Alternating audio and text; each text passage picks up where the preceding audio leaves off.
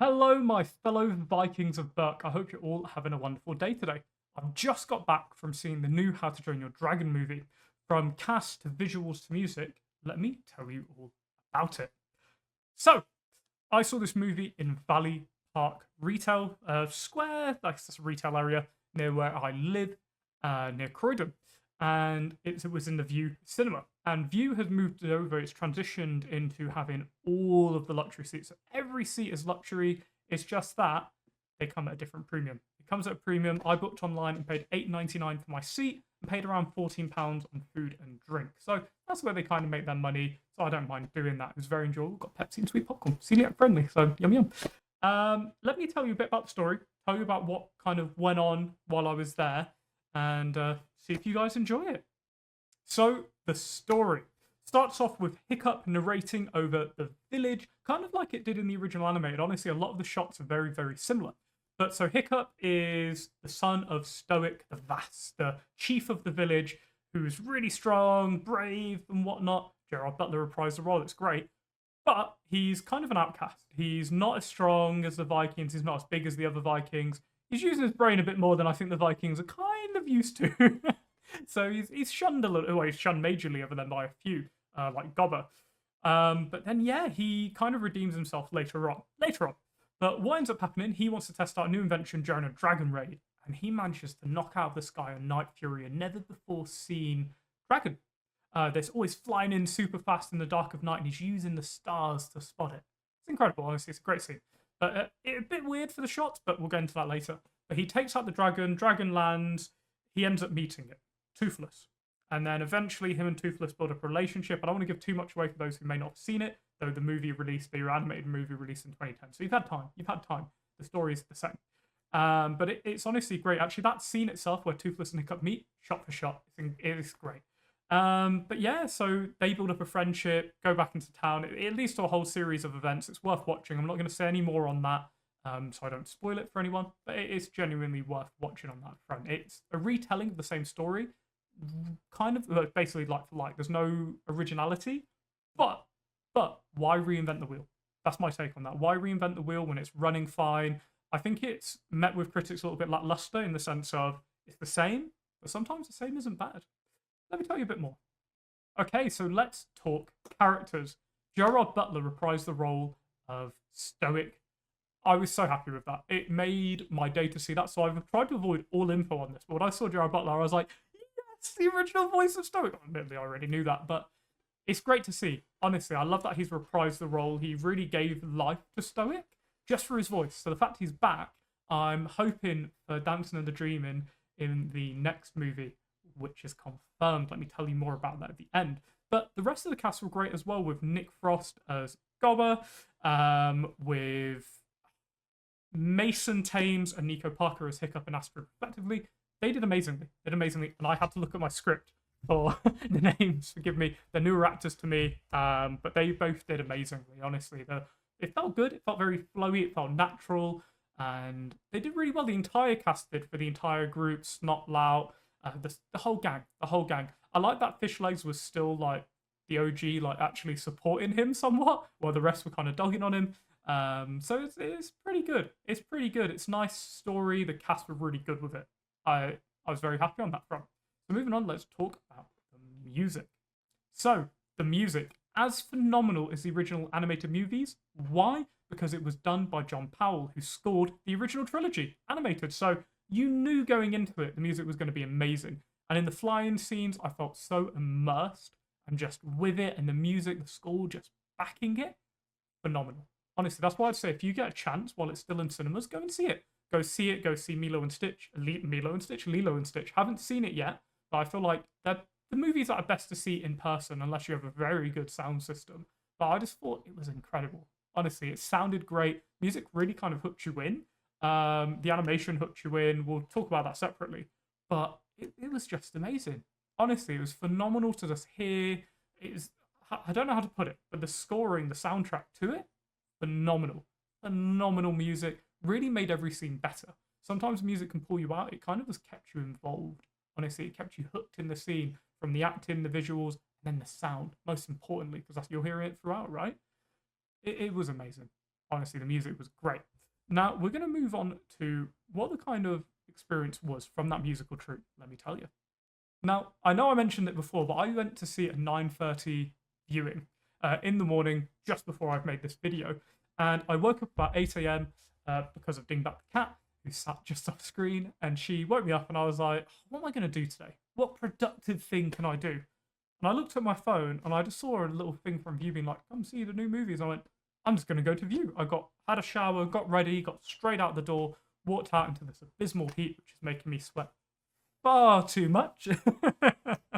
But I was a good morning. Though admittedly, a breakfast of Pepsi and a large popcorn were a bit odd. I was the only person in the screening. So I was sat there by myself, and twice did people come in with the little scanner to see if I was recording. First really early in, the second like right towards the end when they're having the sort of boss fight, if you will. And the lady waved at me, I waved at her back. It was quite funny. Because again, I'm the only person there. I was sat in this recliner chair, chilling, popcorn basically empty, down in it. Same with the drink. And very nice in there, they give you 2 straws, because the plastic straws, not good for the environment, but they didn't go soggy. Whereas the paper straws do go soggy. So it's nice that they give you 2. Just thinking about it, they know if you're in there for a while, you're going to need a second straw. So I appreciate that. Sadly, I can't eat any of the other like sort of cinema foods because I'm a celiac. But if you're going, enjoy a hot dog for me if you can. And you also let you bring you in your own food as long as it's cold and non-alcoholic. So that's pretty good in my books. That's pretty good. Now, how did it look? So, how were the visuals? I thought it looked phenomenal. The scenes where they're flying over Birk, where I'm thinking, how come you can't see him? To just everything, honestly, from the dragons in the village to the dragon riding. Now, I say there's only one time it really pulled me out, and it was right at the end of the movie, and it's where Stoic is touching Toothless. Because it looked really weird, even though I saw the production notes where they had puppets, so if the actor was touching the puppet, that's what they used for reference. But it just looked kind of weird. The other thing was the leg. So I'm going to say a spoiler here. Get ready for it. It's coming. Pause off the video if you don't need to. Hiccup loses his left leg at the end of the movie and gets it replaced by like sort of a prosthetic. Prosthetic didn't look great. At times it looked like he stood there, but it wasn't really touching the ground, but it was at the same time. It just looked a bit weird.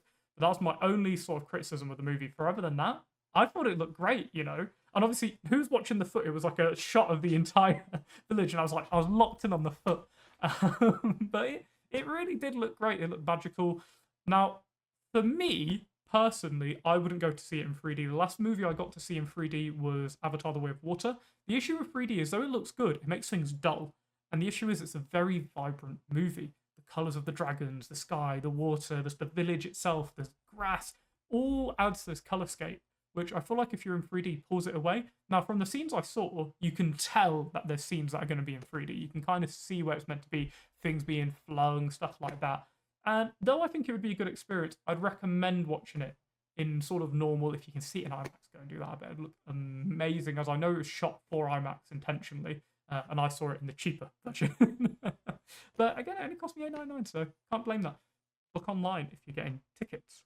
Now, this was a very easy movie to watch. Went down smoothly, PG rated, so if you're a parent wanting to bring your children, I believe it's fine, but there are scenes, I'd say comical violence, where obviously the dragons are fighting, you know, they're fighting the dragons, no one's really landing hits. If they are, it's not too bad. There's scenes towards the end where they're under attack, when they're fighting the big baddie, and rocks are falling on Vikings, obviously comical kind of deaths, but you do see them. But it's not graphic in any way, again, at PG. So it's one where if you're watching it with kids, bring them with you. I think they'll just thoroughly enjoy it, honestly, like I did when I saw the original. Yeah, I think it'd be fine. And if you're like me, who watched the original in 2010 as a child, even as an adult, go and watch it. It's just really nice to relive it.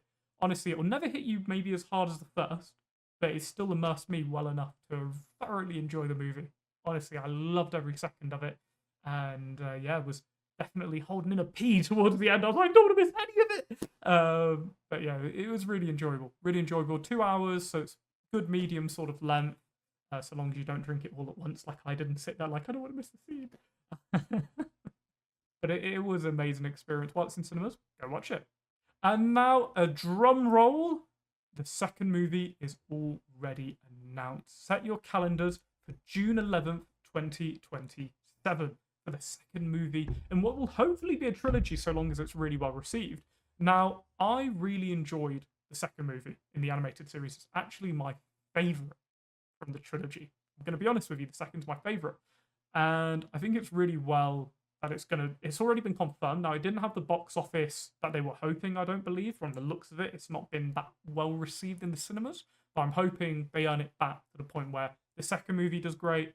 Hopefully the third movie will do just as incredible. That's what I'm personally hoping, because I really enjoyed it. I'd be sad if they don't make the trilogy of them, but then unless they cut down the second, maybe put the two in that, I don't know how that's going to look. So I think it'd be best if they just keep it to 3 movies. Live action, it'd be nice. It'd be nice. But I really enjoyed it, and I can't wait to see it again. See Gerard Butler singing. Gonna have to happen. Gonna have to happen. I'm really curious who they'll cast in that movie. And not to say any spoilers, but I'm very interested to see who they will cast. I don't believe in grading movies, personally. I've never agreed with it. It's just like, because what might be a great experience for me might be a bad experience for the next person. And I feel like a number doesn't do it justice.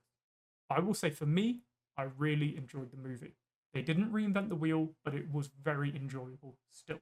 I think if you're a fan of the originals, you need to go and see it. You 100% need to go and see it. Support your local cinema, go and see it. If not, wait for it to come out. Probably hit Amazon or Netflix or one of those, probably Amazon.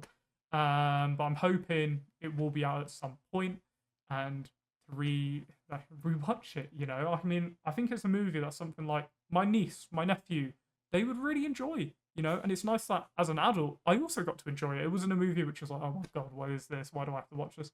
I do think a child would enjoy it. Now, I hope this gave you an idea of what the movie's like and the experience you'll receive. Obviously, I went to a view. The Odeon near me is in absolute tatters. That's not a diss against Odeon. I love Odeon. But the one near me is in tatters, so I went even further out to go to the view because, again, premium seating, I think it does affect your experience. But then on the other hand, no one goes into that cinema either. So it's always empty when you want to be in there. I hope it's well worth your watch. Let me know what you think of it. The next movie on my list is Lilo and Stitch, even though I know that came out before. So I'm going to go and see that at some point this month. And then 28 years later, oh, I'm so excited for that. Really enjoyed the first movie, second movie, soon the third movie. Exciting. But I hope you have an amazing day. Again, let me know what you think of these movies down below. Have you seen it yourself? Are you going to see it? Are you going with your family? Are you going by yourself like me? What are you going to eat? Have an amazing day, and I will catch you all later. Enjoy. Have a good one. Bye for now.